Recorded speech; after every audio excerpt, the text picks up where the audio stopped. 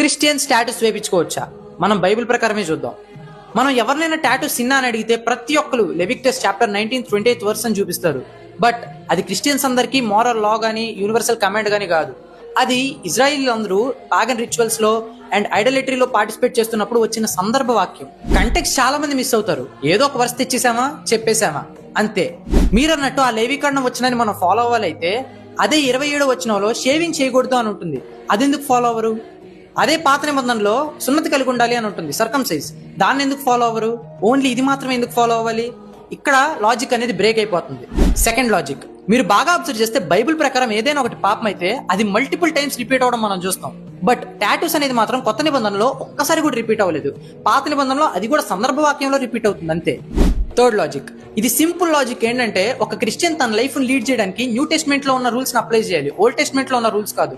ఎందుకంటే old testament అనేది foundation and context కోసం